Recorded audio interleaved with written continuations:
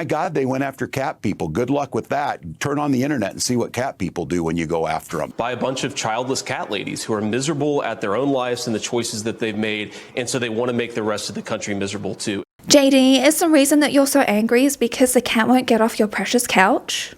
I can't wait to debate the guy. That is, if he's willing to get off the couch and show up. So. He really did come in balls to the walls, didn't he? No, please don't leave so quickly. I promise. Some things just write themselves, okay? The cat lady stigma used to have a really nasty sting. When I talk to you, do you hear me, Mr. Ash? You look at me, and I'm talking to you.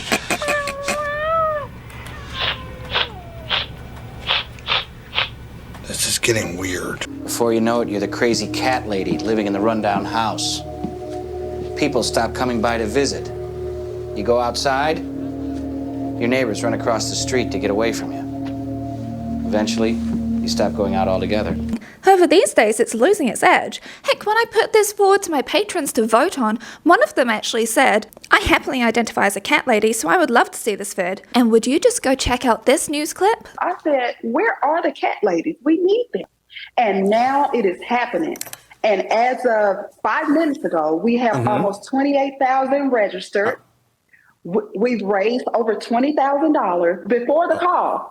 We've already been in action. There has been one hell of a flip. How come this insult, which used to hurt so deeply, has now become almost like this battle cry which unites women together? I gotta tell you, upsetting ladies and cats, that's how you lose an election. And we're on the internet right now. Do you know who that's ruled by? Hey, is a dog dumber than a hammer? That's a yes. What's funnier is that it's actually still used as an insult today because, you know, when you reject a guy, how many times have you been told, oh yeah, I don't need you anyway, you're gonna live all alone in your house with your cats? Chad, stop threatening us with a good time at the ability to own our own place and afford to have animals? Wow, oh my goodness, we're rich. The cats. They know that I've broken up with Jason and that I'm alone, and they've decided it's time for me to become a crazy cat lady. I am a young, desirable woman. You can always count on the Gilmore Girls to sum up the fears of women in the 2000s. Yes, I do want to make a video on them in time for fall for you if you want. By definition, a cat lady is an older woman who lives alone with a large number of cats to which she's thought to be obsessively devoted. It's someone that's kind of a loner, they're socially awkward, they're single, and, you know, just a little bit off. This kitty is Mittens, and this one is Fitzhugh, and this little guy in the cat condo is Jinkies. Yep. That's a lot of cats, Jolene. Single, are you?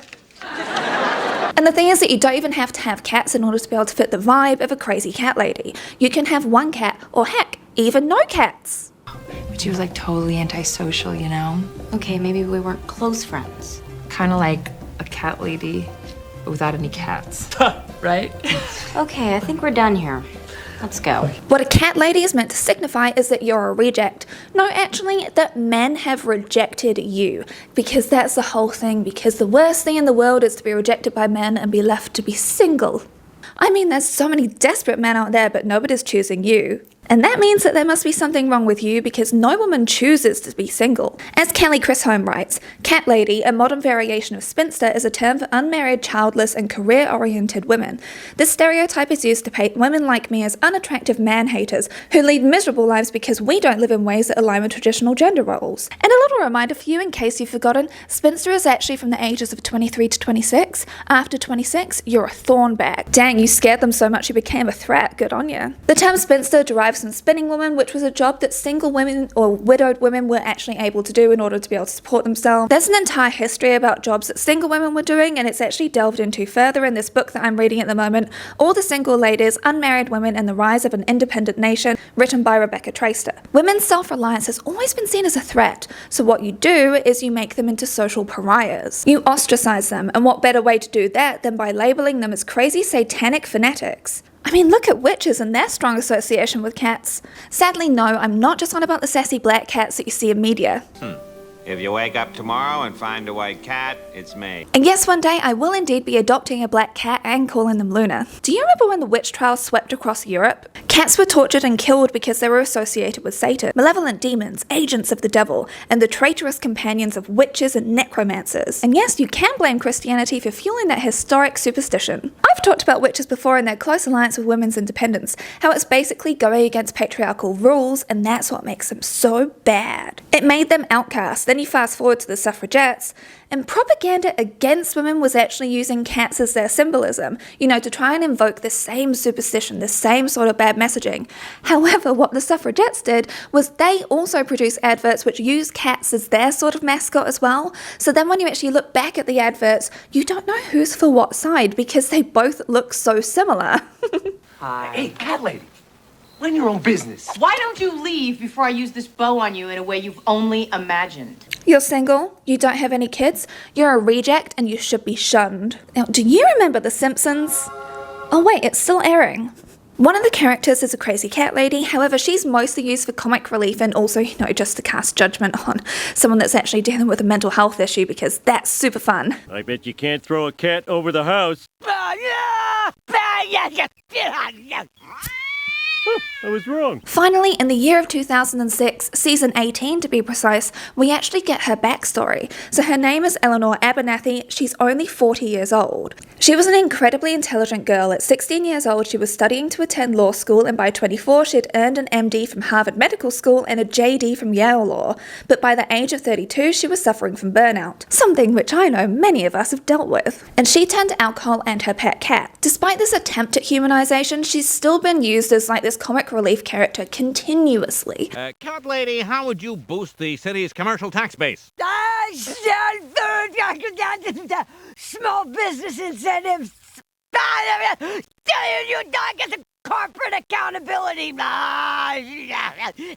Cats in everyone's pants. A woman's purpose in life is to procreate and nurture. However, not everybody wants that, and that doesn't make their life matter any less. However, J.D. Vance said this. Let's give votes to all children in this country, but let's give control over those votes to the parents of those children. You should have more power. You should have more of an ability to speak your voice in our democratic republic than people who don't have kids. Let's face the consequences and the reality. If you don't have as much of an investment in the future of this country, maybe you shouldn't get nearly the same voice. Can I just say that I adore this line of questioning? Senator J.D. Vance has suggested that someone who has children should have more votes than a person who does not have children. I just want to be clear here. Is that the position of your campaign? Well, no, but it's not something I have ever heard before. I can tell you this. This look right here, we've all been here, right? I hate being in this position because you really want to yell, but you're not allowed to because it's not polite. And then you're going to have all of these stereotypes used against you. But oh my goodness, you have the patience of a saint, genuinely.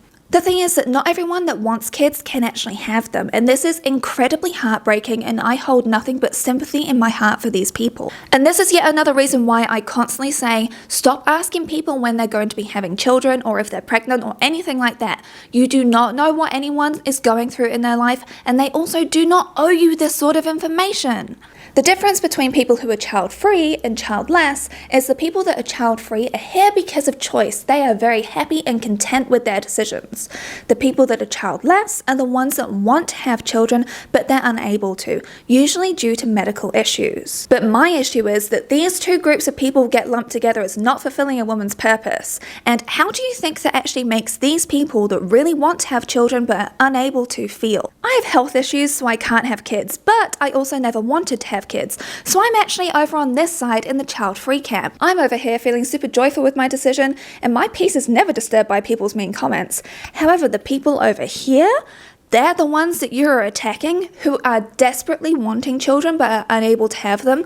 The people that go through the sleepless nights, the people that deal with immense amounts of pain, the people that are in and out of hospital, the people that are trying to go through IVF, the people who have their hopes raised and then squashed so quickly. You are trying to tell them that they are not fulfilling their purpose. In in the most emphatic way. Get the fork out of my neighborhood. So you're trying to tell me that someone like Dolly Parton hasn't contributed anything positive to the world? She helped to fund a COVID vaccine. She created jobs in her poor hometown. She gives books to children to be able to read, and she constantly is donating. Not to mention she's created great art which is appreciated by people all over the world, and she's an amazing ally.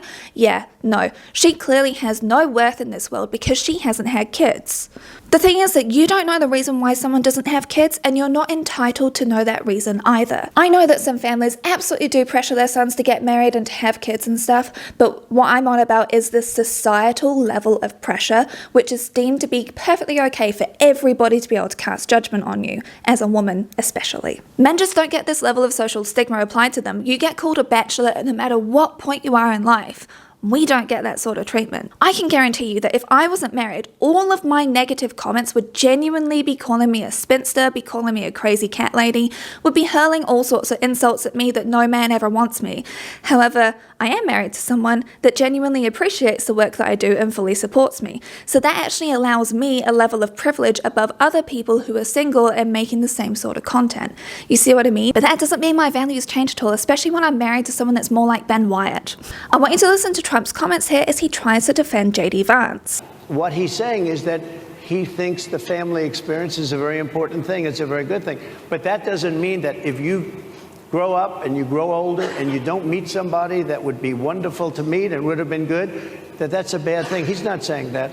My interpretation, you'll have to ask him actually, but my interpretation is he's strongly family oriented, but that doesn't mean if you don't have a family, there's something wrong with it. He's working overtime to try and soften the blow by saying that people haven't met the right person. That's why they haven't got married. It's through no fault of their own. He's just a very family values kind of guy. But it's not your fault you haven't met the right one, because otherwise if you had met the right person, then obviously you'd have got married. Obviously you'd have had kids.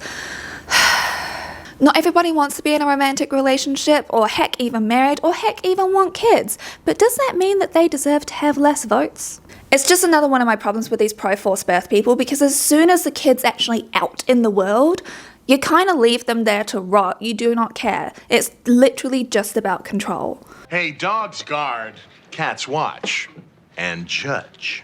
Cats require consent. Maybe that's why you don't actually like them, bro. Cats are associated with femininity and dogs are associated with masculinity. You know, think Andy and April. Halloween party at our house is gonna be the greatest thing ever.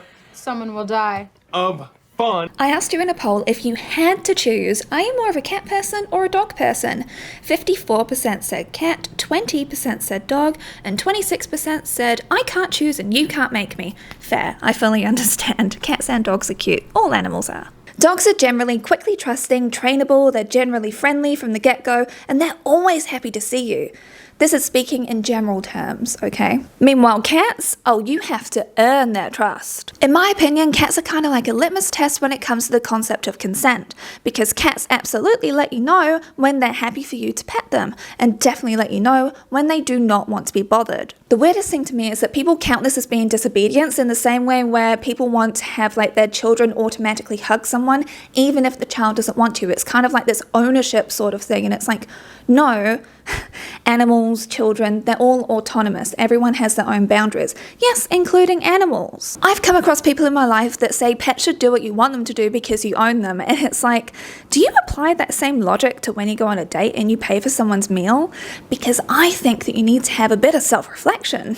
Cats and other pets have been labelled as a coping mechanism, but only when it comes to single women, because, you know, a woman's purpose in life is not being fulfilled without a husband to look after and children to dote on, and yes, I said that in the right order. When it comes to a single man and his dog, he's charming, he's trustworthy, he's caring, he's able to look after someone that's not just himself. But when it comes to a woman, ooh, she's miserable. I mean, look at this clip from How I Met Your Mother. Don't you get lonely?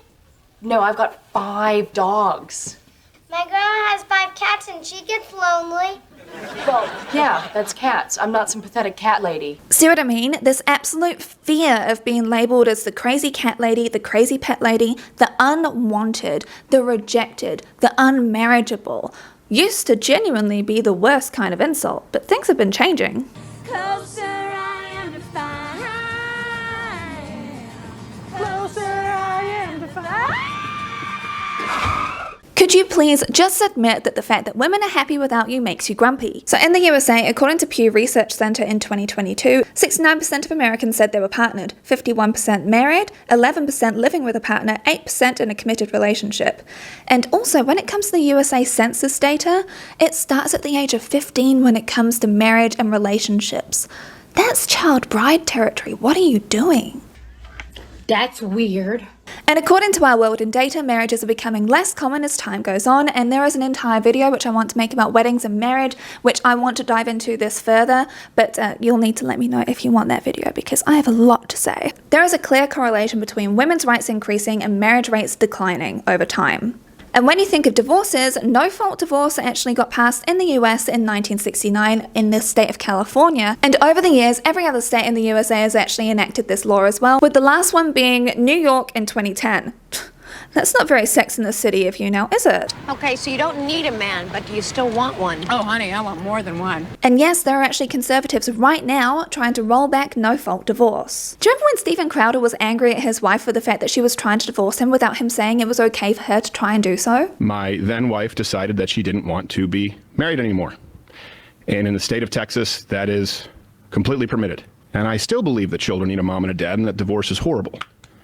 But in today's legal system, my beliefs don't matter. This is a signal that the issue is actually around control, because before the onus was on typically the woman to prove DV, which is incredibly hard to prove, or prove adultery, again, hard to prove. Do you remember how we didn't think they'd actually go through with overturning Roe v. Wade, and then they actually did? Yeah, please make sure to vote in your local elections. Especially if you're on TikTok, you'll be aware of the 4B movement, which is happening in South Korea and has been happening for a while now. If you're unaware of what's been going on, I'll just link this video from Elliot Sang for you down below. The thing is, it's kind of like I said here, women are actually happy single, and yes, I know that I've brought this up before, but single child-free women are actually happier than other people. Women build and value their friendships, they build and value their communities, their independence, their space, and not having to have a husband in order to be deemed socially acceptable by societal standards is more common. Though sadly, yes, there are still some people who absolutely keep on pressuring people to get into relationships and get married and fulfill their purpose and stuff, but what I'm saying is, like, it's more common to actually see people be more okay if someone's divorced and wants to stay single, or if someone just wants to stay single and doesn't actually want to get into a romantic relationship. It's becoming more and more common, which is a really good thing. And the entire point is that someone's fulfillment comes from themselves, and they're actually saying that they're happy themselves, not based on having to meet these silly arbitrary milestones set by society, because you don't have to do that in order to actually be happy in yourself. You don't have to fill these patriarchal standards. You don't have to win at the capitalist rat race, because no one wins at that unless you're a billionaire and you exploit people. I've talked about it before, but friendship genuinely makes such a big difference, and it should be valued far more than it is right now. And that was actually talked about in that book which I'm reading. Even historically, friendships were like glue. It was recognized that you get love from them that you don't get from a spouse. The issue is that today we've been sold the idea of hyper-individualism being a good thing, and the fact that people have to work so much in order to be able to just survive it. They don't actually have the time to be out in their communities, to build those friendships, or to nurture those friendships. That's actually a harder thing to do, which again is why I am so against capitalism. I'm not a fan of it, and I think that you know that. Well, we can't just leave Rarity like this. She'll become a crazy cat lady. She only has one cat. Give her time. When it comes to the crazy cat lady thing, it all boils down to this. Because you're not following what I want you to do, I'm deeming you undesirable, rejected, and lonely. That's the consequences for not bending to my will. And you know what? What if someone is actually lonely when they're single? What if someone is actually struggling? Does it make it okay to actually laugh at these people, to actually make jokes about these people? Like, when it comes to actually issues around hoarding and stuff, like I said, that's a mental health issue. But it's deemed to be okay to make fun of it because, again, we live in a very ableist society. And I want to show the end of this clip, which got cut off at the start of this video, which in all of the reposts I've seen has also been cut off. It would be funny if it wasn't so sad. They see the least fortunate among us as scapegoats and punchlines for them. Kamala Harris and Democrats see them as our neighbors. The whole labeling of someone as crazy is so ableist. I think a lot of us have luckily gone through that learning journey to know it's actually discriminatory language and completely unhelpful. But ultimately, I absolutely love to see when an insult which genuinely used to make people so scared, so sad, cut to the bone, to be seen as like a Yeah, I actually wear the badge proudly. And so you know what? Good on you. But I do have to say, I hard out agree with Fern from this Netflix special. Buying me disgusting cat-themed gifts. Hideous mugs with cats on them. Tacky paintings of a woman holding a cat in her lap. Why would I like that? It'd be like, you guys are together, right? You love him, you maybe post about him on social media. I would never dare give you a calendar of similar looking bald men. Why don't you like your present? Because I love my cats, I've been including them throughout this video, but I don't have cat paraphernalia all over my house because I don't want it. If you haven't seen it yet, why don't you check out my last video? I poured so much blood, sweat and tears into that video and barely anybody's watching. It's kind of hurting me a bit, to be honest with you.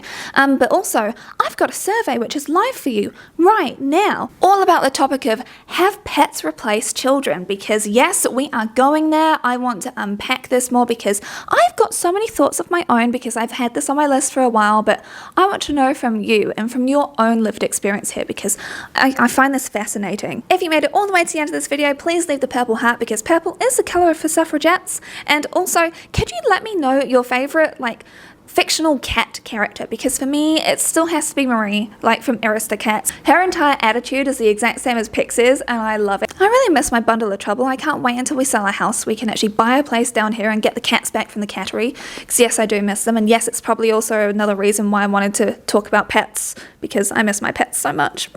Thanks again to my patrons for voting for this topic and also for all of your ongoing support. I really do appreciate it. And an extra special thank you to my trash panda enablers: Birgette, Carrie Quake, Mila Gautier, Stella Sapiente, Tim Long, Tonya Banier, and Violet. I look forward to seeing all of your survey responses, and I will see you all again next time. Definitely in a couple of weeks, but also maybe next week because there may be a bit of a bonus video because there's something brewing in Beastland at the moment, which I really want to talk about.